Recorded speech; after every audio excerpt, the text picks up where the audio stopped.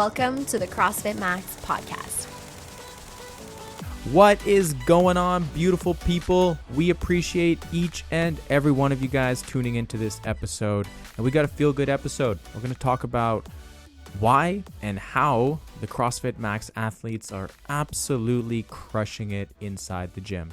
So we hope that you enjoy it. If you haven't yet, please give us a rating and a review. And let's get to it.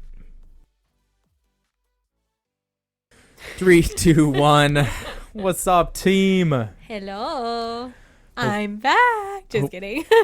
Hopefully you guys are having a fantastic day wherever you are in the world. Wow, I didn't even believe it coming from you right now. Your coach is struggling over here. Brandon has a man cold, so I'm going to have to put the team on my back this episode. You wouldn't get it, love. You wouldn't get it. Yeah. Only the guy listeners would understand. I'm sure giving birth was close to maybe how you feel. Yeah, somewhat close. I would say a solid 70% of what I'm going through. All right, ladies, come on out of the woodwork. Attack him. Boom, unfollowed. Boom, banned. Boom, blocked. Canceled. All right. We had an epic event last week. We had Neon WOD Revive. Wow is right. It was unreal.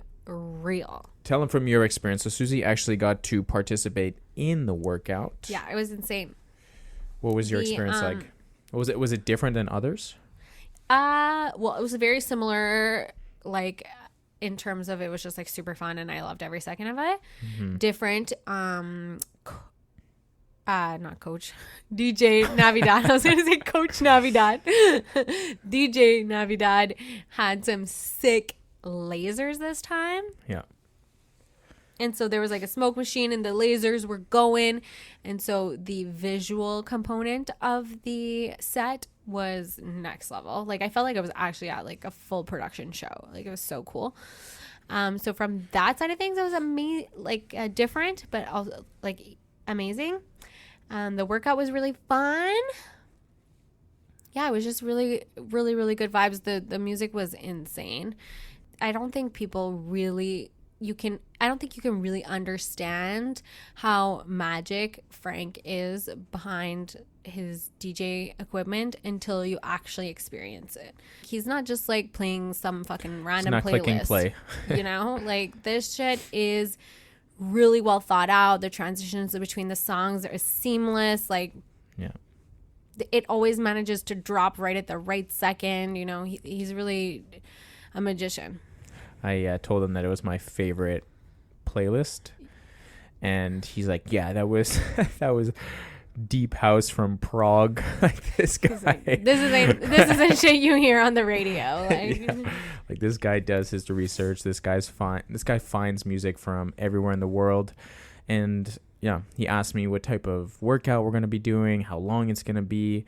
The laser that he purchased, which was from Switzerland and was delivered in just a couple weeks before this event. It's insane. Oh, and wow. I'm so proud of this event.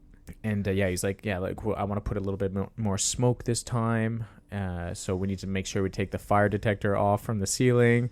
So we got up on a ladder and took that off. Put my life on the line for this. Brandon hates going up on the ladder. His little knees start shaking. My little knees. Little knees. Sweating. Yeah. There's nothing more terrifying than being on the top of a ladder. Anyways, yeah. So we took that off. He added a little bit more smoke so the laser shines a little bit more. Right. Or when the laser is actually going through, you can see it. And yeah. It's a much higher production that way. And yeah, it was also about the lasers that he had 18 different settings that he was manually changing while DJing. So whenever the type of song that he was playing, it's okay, I want to play this different, series of lights that went on. Yeah, there's nothing that's random. It's all intentional and thought out, and mm-hmm. and he's managing all those small, finer details live. It's not just a random old playlist. Yeah, with it's not a Spotify loud playlist. Yeah. music and a few lights from Amazon. That's not the vibe. Yeah, he really crushed it. I also talked to a few members, and I asked Aime yesterday, and I was like, how did you find it? And he was having trouble putting words together to describe it, and he was saying that it's really hard time with sentences. No, I'm just kidding. Love him. He was pretty much saying that like the atmosphere and the energy from everyone participating in the workout was really high. Yeah, we were like 65 people about? Yeah, we're about 65 the gym people. Is full. The energy is high. Everyone's down to have a good time. Yeah. We had people of all ages, of all fitness abilities, people who had never done CrossFit before, people who have been doing CrossFit a long time. It was just really like fun for the whole family kind of thing. Yeah. And I am so proud of this event. It has already a great reputation.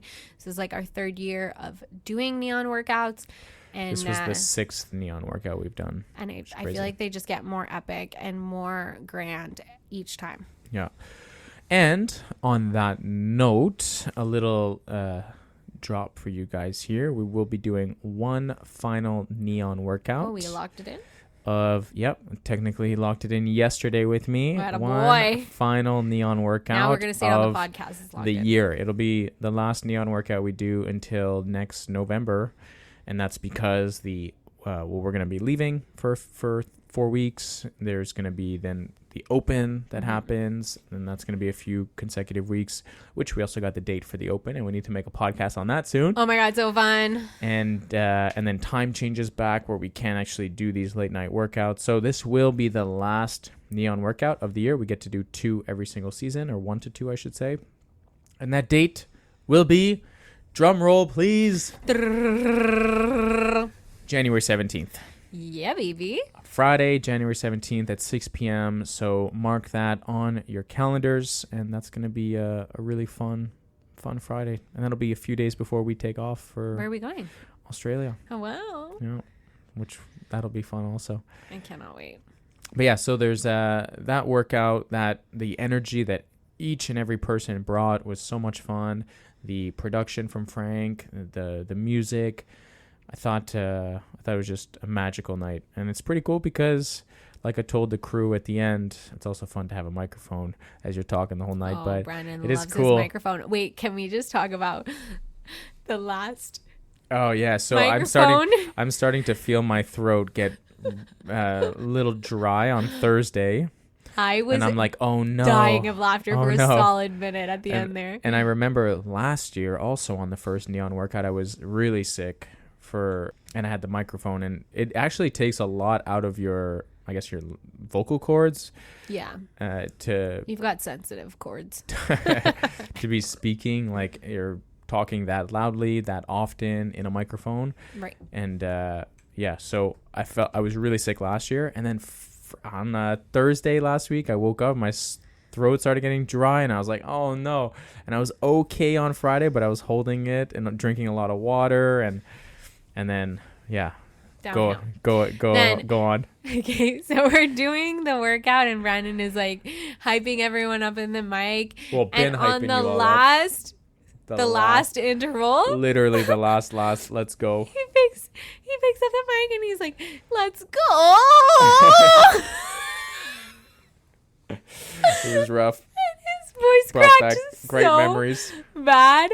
And I was my last interval was on the Echo bike, and I was actually just like I couldn't help it. I was just laughing while I was biking. You just gotta not care. There is something I remember when I first had the microphone. It's super intimidating.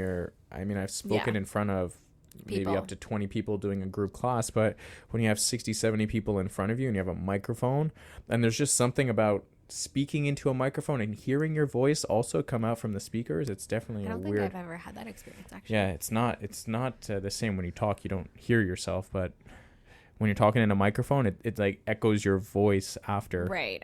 I see what you mean. So it's definitely a unique feeling. You got to hear your let's go. Yeah. Oh, I did.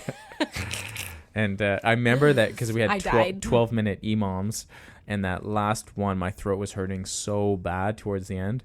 And I was just holding it together. I was like, you have to put a deeper voice into every time you yelled. And then the last one, I was like, just let it rip. And then, my throat was like, no. Your voice my voice went to 12-year-old Brandon. Cords were like, and we're you're back in puberty. Yeah. Which was fun. But anyways, I just had to put you on blast because it was so funny. Yeah. And but that being said, it was very magical because, 3 years ago we dreamed about just starting a gym and even just putting on cool events, because I personally found over the last 9 to 10 years of being in other CrossFit gyms that there should, like, the most fun times were when all the community came together to do special events. But CrossFit gyms never put on any of these fun events. I think often CrossFit gyms don't do it because it is a lot of work. It is, yeah. But I don't know if necessarily, like, for us it's a joy, and one of our favorite things is to do events, but yeah, for sure. There is a lot of marketing that's needed. There's a lot of behind the scenes. And also when you're, let's just say even something as simple as selling tickets to, like, people who have, you don't know, you're getting lots of emails. Oh, I can't do this, or how do I do this? And you're resending them the same instructions. And, there's a lot of admin work that goes into it. And for us, it's a pleasure and a joy. Maybe, like, going back and forth on email and, like, click the button that says buy here is annoying, but it's so worth it. And so it's so fun. But I think a lot of other businesses just aren't willing to go the extra mile. Yeah. But it's cool because, it's hard to express, but they are magical nights where, you got these cool lights, you got this cool DJ, you got this high energy, and it's was a dream of mine to be able to put these events together, and it's a dream of ours to just be able to open up our own business, to have a thriving community. And nights like that, at the end of it, you're like, wow, we're like, it's happening. Like, this is what we're living the dream. This is what we envisioned, and it's literally happening in front of us. So there was a couple moments during the night where I just put the microphone down and just, like, looked around and just enjoyed the moment. Yeah. Like, this is so freaking cool. There's like 65 people in here moving, sweating. It's Friday night. They made the effort to get out of their home. A few people did mention that they didn't want to get off their couch. It had been a long week, and they still came. And, like, that's what it's all about. And to be able to have that night and that peak finish at the end, and just to think, wow, just a couple years ago we had dreamed of this being a possibility, and now it's actually happening. It's really cool. It is very cool, and I'm very grateful that we have the opportunity to do what we're doing. Yeah. And I'm very grateful that our community members extend the invitation to their communities. Yeah. And I would actually say it was probably close to like a 50% CrossFit max. Yeah. A lot of people brought colleagues and family members, and we got to meet Coach Vanessa's husband for the first time. Oh, yeah. Chima. And he came in hot pink shorts, and I was like, where have you been my whole life? Yeah. And he was moving really well. He's very, very good athlete. He does like more of the endurance stuff. Yeah, he's a runner, right? Yeah. And golfer as well. So I'm like, man, you would fit in just right here. We're coming for you, Chima. Yeah. So, yeah, we got to meet a lot of family members. There was actually a lot of outside CrossFitters as well from different gyms, which came, and nice that was cool. Crew from CrossFit YUL. Yeah, there was a couple of people from CrossFit de l'Ouest as well. Amazing. Yeah, so we're creeping our way into all the CrossFit gyms. Yeah, no, it was just really good atmosphere, really good energy, and yeah. Anyways, good vibes all around. I'm happy you guys got to hear my voice crack, and that was the highlight for me, if I'm honest. Yeah. January 17th, next one. Mark your calendars. Book it. The tickets will be released very soon. Get your tickies. Oh yeah. Okay, let's talk about. We're on a high right now. Our members are far superior than all the other members. I don't remember the real name of the topic, but that's what I took from it. We are living in this moment of high energy. People are, well, all of us are high energy except for Brandon right now with his man cold. Magical nights here. But there's been several moments that I've had while coaching the group classes and just looking around. Yeah, recently. And just looking around, and whether I'm coaching or whether I'm working out with the crew, and I'm like, God damn, like everybody is moving with purpose. Everybody is coming in with a plan. Everybody's making serious gains. They're lifting heavier. So, and they're all looking freaking hot. Yeah, like everyone is just looking really good, making progress in the gym. It's a really cool feeling that I'm starting to notice more and more in these moments where I'm looking around and be like, holy crap, like this person's sending it on the Echo bike. Like, oh my God, this person is, look at this weight. Or even look at this range of motion. This person couldn't even get their, let's use Barb for an example. She just did a really, really tough workout, and there was intervals, and one of the stations you had to do some walking lunges and some plate push. And I literally remember when she started here, she couldn't even do a single lunge. She couldn't bring her knee down to the ground and then stand back up from it. Wow. And today, after doing... Can't even remember that because she moves so well now. Yeah, like today she was doing heavy back squats. And then she got to the lunges after doing a really hard bike interval and then plate push. And then she's doing all this like leg stuff. And then you just see her getting on the turf and it's like walking lunge, knee down, next one, knee down, next one, knee down for 20 meters. And I'm like, holy crap. I remember a couple years ago, she literally couldn't put her knee down on the ground and stand up. That's such a remarkable achievement from her. And it's examples like that I'm noticing through so many different clients. So we'll talk about some of the things that I've noticed that are helping our clients get to this next level and why they're crushing it. But it's just some general observations that I've noticed over the last few weeks, last few months, I would say as well. Yeah. So like the topic for our whole point of discussion today is just why is it that our members are crushing it so bad? Yeah. And maybe hopefully some of you guys who are wanting to take it to the next level will get some good value out of this. Some, we have a lot of listeners who are not CrossFit Max members, and hopefully you can take some of this and start applying it to your training program or start applying it to the people around you. We have some coaches, some owners that listen to the podcast here. So let's dive into some of those things that I'm starting to notice here. Do you want me to start with one that I've got? Like what are some keys to seeing such success amongst all of our members?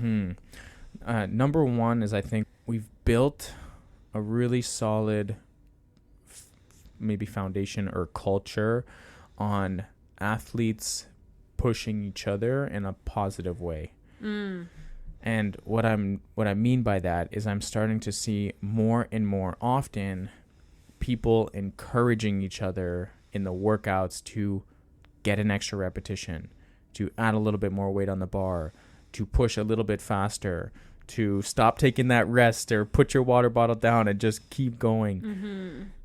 And that starts with creating that, I don't know how to say it, but maybe that leadership between each other to be able to get people to get in uncomfortable areas and be okay with being uncomfortable, and then pushing other people to join them on that uncomfortable, whether that's a Metcon or whether that's lifting heavy, and just encouraging each other, not in a way like, hey, like you're going too slow, hurry up. It's more like, hey, you're crushing it. Like you have 10 seconds left in the AMRAC. Like, come on, let's go. We got this.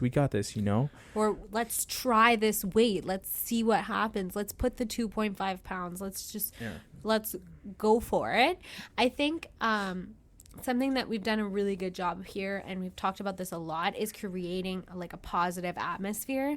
And so in approaching this encouraging each other sort of dynamic, it's very clear that inside the walls of our gym and in this community and how we approach workouts, like for us it's not cool to sandbag meaning like be soft or purposely not try hard, like I know that sometimes, especially like I feel like when you're in high school and you're a little bit younger, there's almost like this coolness about like, oh, like I'm not even trying, just to not give a like shit I don't attitude. give a fuck.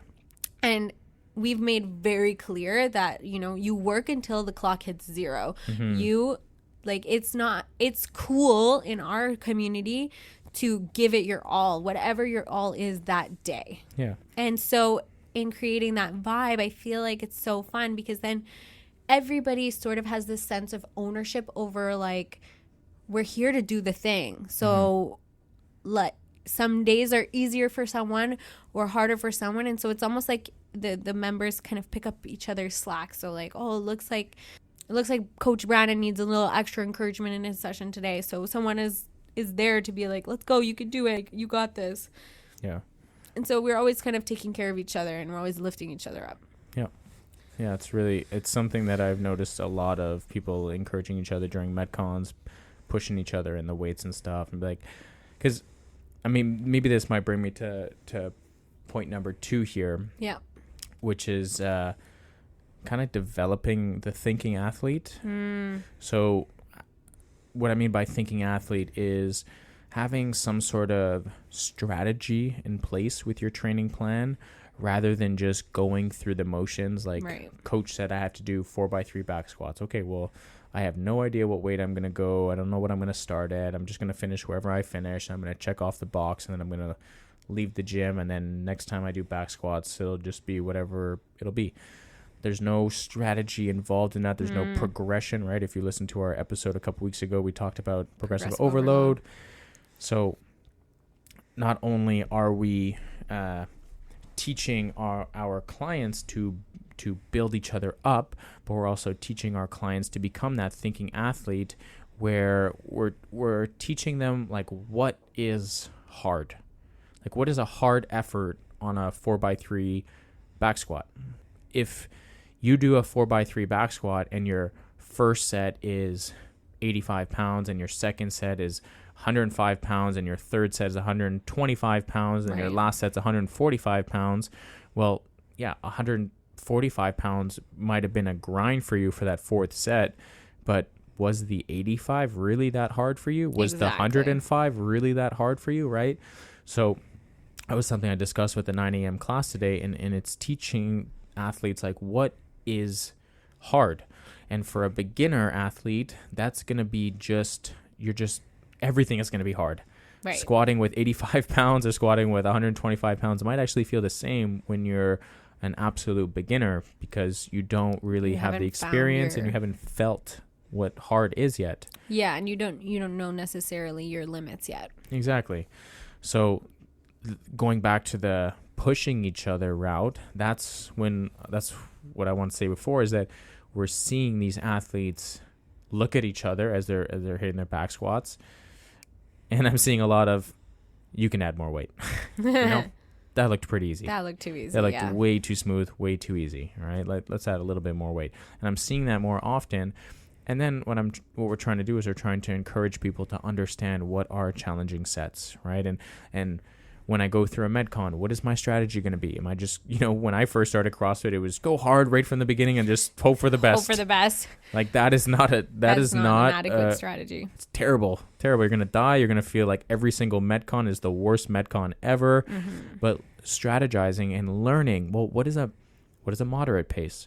What is an all-out send pace? Okay, what's a sustainable pace for 10 minutes? Yeah. Well, that sustainable pace for 10 minutes is going to be far different than a sustainable pace for 30 minutes. Mm-hmm. Learning, well, in a strength component, this clean is moderate to heavy weight. Mm-hmm. But when I do that weight in a conditioning piece where I have bike erg and running and toes to bar, holy crap, that feels like impossible to lift, right?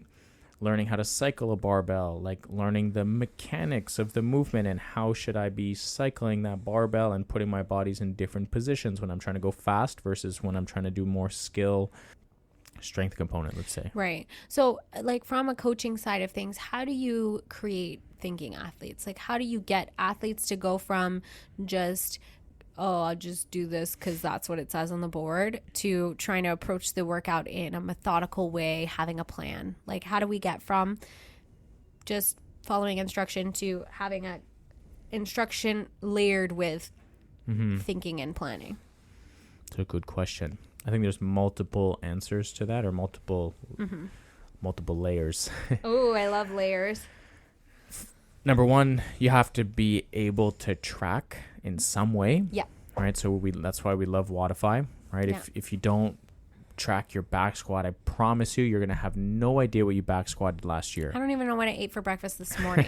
Like people are like, no, it's in my head. It's in my head. It's like, I'm not really sure it's in your head, because I promise you in next week, or even in a month from now, or 3 or 6 months from now, I promise you are not going to know what you did on your 4x3 back squat training session. 1,000,000%. So, so keeping track.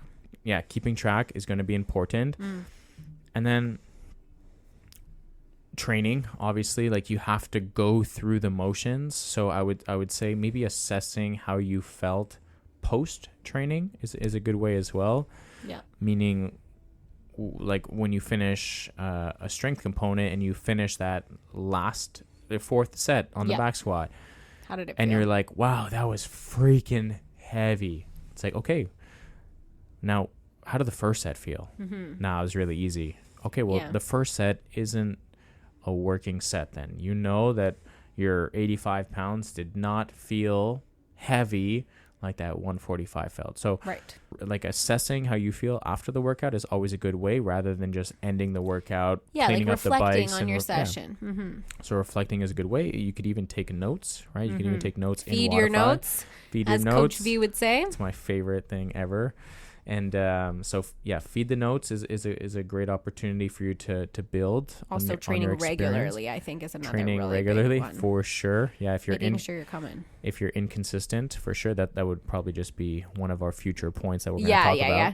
Sorry, but we're getting layers in the podcast here. The other thing I would do is I would actually, if you're a coach, if you're listening to this and you're a coach, then I would definitely say that you have to talk. You have to ask questions to your athletes. If you just tell them like, hey, that didn't look too heavy. Well, you don't know. You're not 100% sure. And it doesn't really give you that much information just to say that wasn't heavy. I mean, there are some moments, and, if any coaches listening to this, or, probably a lot of athletes see other people and look at people and be like, no, that definitely wasn't heavy. And we've made that before. We've made comments like that before. We're like, hey, you got to add some weight. Yeah. But that being said, pulling the athlete aside and just asking them like important questions, like, how did you feel on that set? How many reps do you think you could have done? How many reps could you have done? Do you think you could add more weight? What, we'll use Barb as an example. Barb's always asking like for a strategic plan. Like, I did this much last time. How much should I be building and stuff? So, just talking to your coaches, or if you're a coach, asking people questions, like how they felt. Giving them open-ended questions where you're prompting them to start reflecting. Yeah. Could you have pushed a little bit harder on that interval of your Metcon? Did you feel like you went way too fast out the gate, or do you feel like you were able to sustain that pace? So just asking like a lot of questions is definitely a good way to start creating thinking athletes. And you could do that with your training buddies also. I was going to say, let's say you're an athlete, you're listening to this, and you don't have the blessing of coming to CrossFit Max and having a wonderful coaches that are going to prompt you with questions. Well, you can ask yourself those questions, right? You can reflect on yourself and be like, hey, like, do I feel like I had 5 reps in the tank and we were doing sets of 3? Like, maybe that was too light. I could have kept going. And asking yourself as many questions, if you don't have necessarily coaches or training partners to ask questions to you. Yeah. On a side note, it was funny. I was training with Ali was it last Thursday, I think? What were we doing? We were doing the Bulgarian split squats. Yeah. And I was just like yelling at him. I was like, come on, get down, go down. Like, just squat, like, keep going. And he's like, man, like, you're not the coach. And I was like, no, you're right. I'm your training partner today. And I'm far worse when I'm your training partner. But this is actually true about Brandon. Brandon as a coach is much sweeter, softer with his approach. When he's working out beside you, he's like, let's go. Yeah, like we are going in it right now. We're going dog mentality right now. We're going to push. We are going to grind. And I'm going to make sure the people around me are pushing just as hard as I want to be pushing here. So yeah, when I'm your training partner, it's far different, and also make more jokes and stuff and be a little bit more goofy. Yeah, because you're not the one leading the group, then you're just participating. Yeah. Okay, so we've talked about oh, here we go with your recaps. Let's see. It's because the recaps are important, I find. Yeah. So important. Recap. Why does it always my mind why. always goes blank when you look at me like that? So the first one was just like the community is really just pushing each other through their training sessions. Yeah. So participation in the community and sort of cheering each other on and being cheered on. And then the second thing was talking about becoming more thinking athlete. Yep. And then kind of like we just sort of touched on it as we were talking, a really important factor in making yourself stand out compared, like, why are we killing it? We're killing it because people are being consistent. Yeah. People are showing up 4, 5, 6 days per week for their training sessions. Yeah, we've had They're a few locking in their upgrades as well. appointments. Huh? We've had a few people Upgrades? upgrade their memberships as well, which We're is going cool. from 3 times a week to unlimited. We're making that change, and people are locking in their appointments. They're blocking off their work calendars. They're committing to their sessions. I mean, we talk about commitment a lot because it really is a massive key to just all things success, whether it's in the gym or in your work life or in your family life. If you're committed and you're consistent, shit's gonna go right for you. And we're really seeing we're seeing people and when they leave the gym, it's not like, hey, see you when I see you. It's a, hey, see you tomorrow. It's very cool.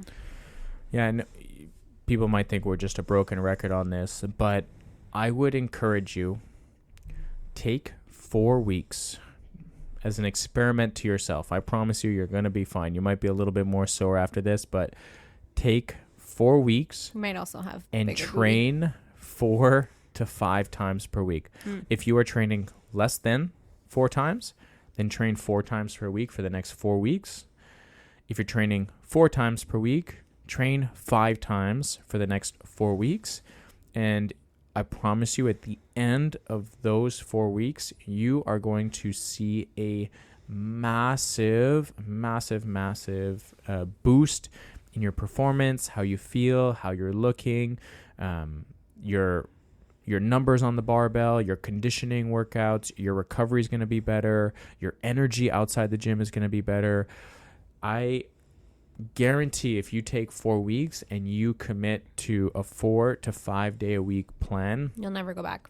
Well, I don't know if you'll never go back, but you'll feel like you're in the best shape of your life and you're going to be absolutely crushing it. So consistency far outweighs anything, and I know we've said this probably 1,000 times on this podcast, but when you actually get to that point, and I think there's a lot of members that are getting to that point where now they're being ultra consistent, and then right now they're just reaping the rewards, and they're looking back and be like, oh shit, like I feel freaking good. I'm recovering way better. I'm performing way better. My energy is up. My mood is up. My mental clarity is up. My production for everyday life is up. Sleep is better. So consistency far outweighs anything you do, but we talk about it all the time, and give it a try. I challenge you for the next 4 weeks, pretty much when this podcast gets released, we'll have about, I think, 5 weeks left of the entire year, 4 to 5 weeks. Start now. And if you take the 12th and final month of the year of 2024, you are going to be feeling on fire going into 2025. I totally agree. And, not to beat a dead horse, because we say this all the time, but a consistent person is a confident person. It's going to bleed into everything you do in your life. Yeah. If you keep your commitments to yourself, that is the first step in being the kind of person that probably everyone wants to be, which is a reliable, confident, and consistent, committed person. Yeah. Okay, so that's going to bleed into your relationship. It's going to bleed into your work. It's going to bleed into your appointments, your kids, everything that you have going on in your life. If you approach it with consistency, like, you're just going to see everything in your life gets just a little bit easier if you just keep your commitments. Yep. We don't want flaky. No. Cancel the flaky. It's done. We're consistent. Yeah. And I would definitely say, like I said before, a lot of clients here have upgraded their membership, and it's really starting to show that. And it's crazy. Like you just touched on, it is more of a I'll see you tomorrow versus I'll see you in a couple days. No, like every single person, I'll see you tomorrow. Yep. You just talked about Ali before, but yesterday I think he was doing like 9 or 10 unbroken kipping pull-ups. Yeah. Like, it was wild. Yeah. the transformation that's happened in just a few months, because he started out at 2 times a week and then he got 3 and now he's unlimited, and just the improvement scale is just exponential. Yeah. So clients are killing it because they're being super consistent. Yeah. The other thing I would say and they're coming more often. Yeah. It's just, I mean, that probably even like his 4th point, just like right there. Sorry, I interrupted you, but just along with being consistent, 4 is coming more often. We have clients who are coming like 4, 5, 6 days a week. Yeah. It makes a big difference. The difference between 2 days a week and 5 days a week is like months ahead on progress. Yeah, or even less than that, like coming from 2 to 3 times per week. It's a huge difference. You know? What you get 4 more sessions in a month, that's like 3 weeks ahead in progress. Sure. I don't know how you got that. It made sense in my brain, okay? Don't think about it too long. Just take it as a fact and move on. Yeah. Don't fact check me. Just take it and move on. The number is huge. For every extra session you could come, obviously there is a diminishing return at a certain point. Right. But that point, in my opinion, is 5 sessions. After that, the 6th one is just kind of like either movement. It's dependent on your lifestyle. Maybe if you're sitting down a lot throughout the days. Yeah, you got to take an active recovery approach on that 6th session. Exactly. But if you are hitting, even just going from 2 to 3 times, like 2 times in a 4-week span, almost a month, let's just say, that's 8 sessions. If you come 3 times, you're coming 12 times in that 4-week session. Like that's what I was trying to get at with that my is absolutely crazy math before. That is crazy. Yep. And even if you come 4 times, now you're literally doubling the amount of exposure you're going to get. Yeah, what you're doing 2 months, you would do in 4. Yeah. It's crazy. It is pretty absurd when you just come. Like, you have to think of it on the small scale, but the small scale really, when you look at it from a macro level, like, it's huge on the long run. Right? And if you think about your whole week, like, I think you can find 1 more hour in there. Yeah. Finesse I'll bring up maybe our 5th point. I'm sure there's probably like 18 different points we can go on, but the last thing. Oh, we're doing last one. We're done. I think the last one we'll do here is just the kind of 2 points, but it's the mindset our athletes are having and the no excuse mindset that they're approaching their training with. Right? They're not letting kids be the reason why they can't train. They're not letting work be the reason they can't train. Mm-hmm. They're not letting life get in the way of their training sessions. They're not only are they pushing each other and wanting to learn and become that thinking athlete, not only are they being consistent, but they're showing up to the gym several times per week. And they're also having this mindset of the no excuse. Like, there's no reason why. And even if something serious pops up, they make it fit in their schedule on another day where they replace that session that they missed, and then they get that feeling. I've had people come into the gym and be like, man, something happened like pretty bad, and then they'll be like, oh, so pissed that I couldn't come to the gym. Yeah, I actually just had this conversation with Jennifer Pontarelli. Okay.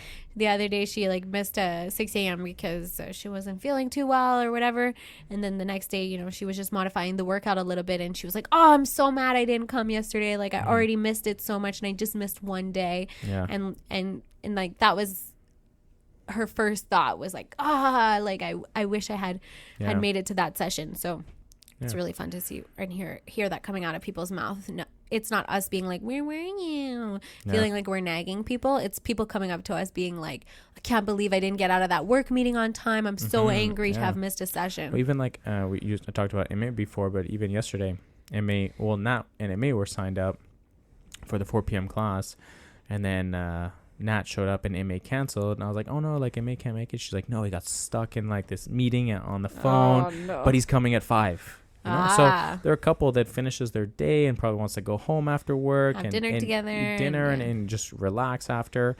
But she came at 4 and he came at 5 right after. So like good. I freaking love that. So it's just that no excuse. I'm not gonna skip out on it. Like the whole, I think to wrap all of this up, what I'm really, really loving is just the commitment that each person in our gym is making to their health and to their training, their health and their fitness. And we're just looking around and being like, holy shit, like this person is moving so fast on this cardio machine. This person is lifting so heavy. This person, when they're grinding through, like they're in the middle or the end of a miserable conditioning piece, and they're just like not letting off the gas pedal right now. They're just pushing and pushing and pushing, and they're going, and then they're encouraging the person next to them.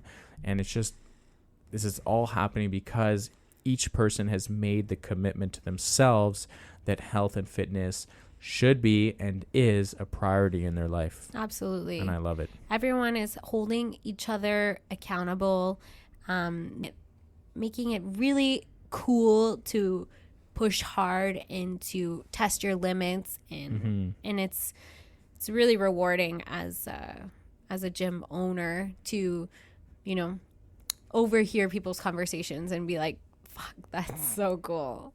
Yeah. No self-deprecating jokes happening in our classes, let me tell ya. I agree. And not even because we have to nip them in the bud. It's like the culture is its own entity now, and everybody is just cheering on each other, going hard.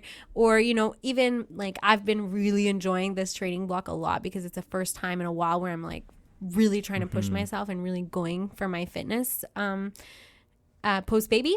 And like I've been having a really good time, for example, working out beside Jason. You know, we like to get competitive with each other, but not in a mean competitive way, more in a like, let's see how hard we can go on this workout, and we really push each other. And I find it so motivating. I find just like that atmosphere, there are people in the class that are just like hyping me up. I see them in the class and I'm like, oh, let's go. Like I'm so fired up, and it's really, really, really fun. Yep, I agree. On that note, we end the podcast with, I won't do a very high-pitched voice here, client of the week. Pew, pew, pew, pew, pew, pew, pew, pew, pew. Or if it was Brandon, pew, pew, pew, pew, pew. And that client is going to be a repeat client of the week. I can't remember when they were last a client of the week. It's been a while. It's been a while, huh? Yeah. But it's an older gentleman. It's an older gentleman. A client that 6 weeks ago could barely do a couple kipping pull-ups, and yesterday was flying on that pull-up bar, doing I think 14, 15, 16 in a row. Killing it. He's moving well. He's pushing everybody in the class. He's always got mad jokes. He's got a great sense of humor. I enjoy his humor so much. And that client is Sylvain. So thank you, Woo! Sylvain, for being such an awesome member. We appreciate your fun, not just a hard-working energy, but a fun energy in the group. And he's just been chipping away at goals, you know, like he wants to get the double unders. He spends so much extra time working on them, and they're really coming together. He's stringing them together. He's killing it on the pull-ups. He's killing it on the weights. He just moves well, but he also has just like a great attitude. He's down for a laugh. He likes, I could tease him, and it's fun. And whenever I see his name signed up for class, it makes me happy. Side note for Sylvain, I'm playing him in the final week of fantasy football. Now, I've been completely eliminated, but if I beat him, then he gets eliminated from the playoffs. Wow. So there's a chance that I break Sylvain's heart next weekend. But let's just not forget that Sylvain beat you and beat Justin already so far in this fantasy league. He should probably beat Put me some next respect weekend. on his name. He's definitely going to beat me next weekend. All right, guys. We love ya. We hope that you enjoy this episode. Make sure you give us a rating and a review, and we'll catch you in the next one. See ya. Bye.